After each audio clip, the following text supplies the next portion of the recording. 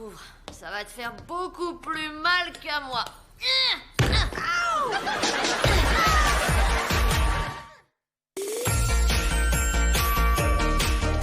Papa et maman devraient déjà être rentrés à la maison. Peut-être bien que le vilain Père Noël les a kidnappés pour les obliger à travailler dans son atelier du pôle Nord.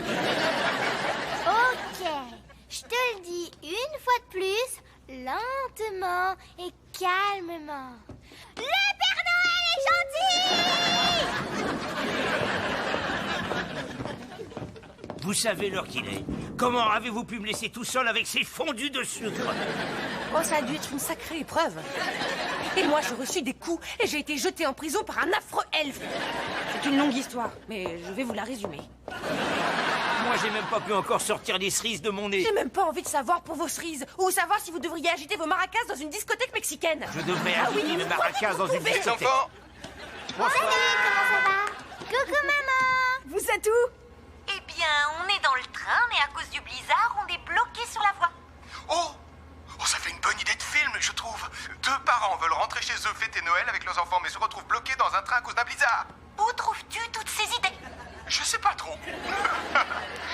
Alors, vous serez pas rentrés à la maison pour Noël? Bien sûr que si, chérie. Quand vous vous réveillerez demain matin, on sera à la maison. Et en attendant, Jessie et Bertrand feront en sorte que ce soit le meilleur Noël de toute votre vie. D'accord? Bien sûr. Le meilleur Noël de leur vie. Les enfants, installez-vous au coin du feu et papa va vous lire le merveilleux conte la nuit d'avant Noël. Ouais, c'est génial! J'adore cette histoire.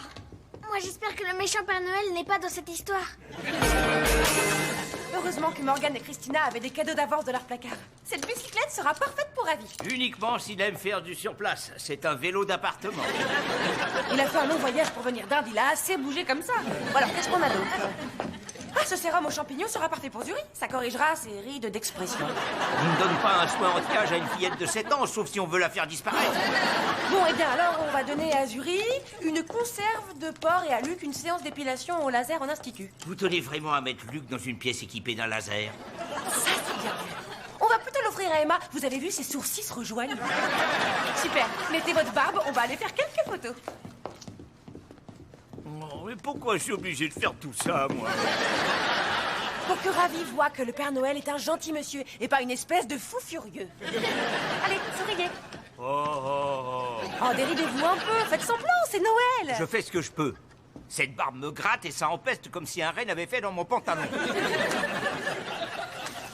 Aïe, mes cheveux. Ah là là là là là là. Aïe. Arrêtez de gigoter. Non, mais ça fait mal, stop. Mais bougez plus, je vous dis. Arrêtez, lâchez-moi. Ne bougez plus. Lâchez-la, espèce de grosse brute barbue! Ya! C'est comme ça qu'on fait à Calcutta! Ravi, stop, arrête. Ça suffit. Ça suffit, il est en train de taper le Père Noël avec un rouleau qui dit paix sur terre. Non. C'est ça, Rampe! Tu n'es qu'un gros insecte!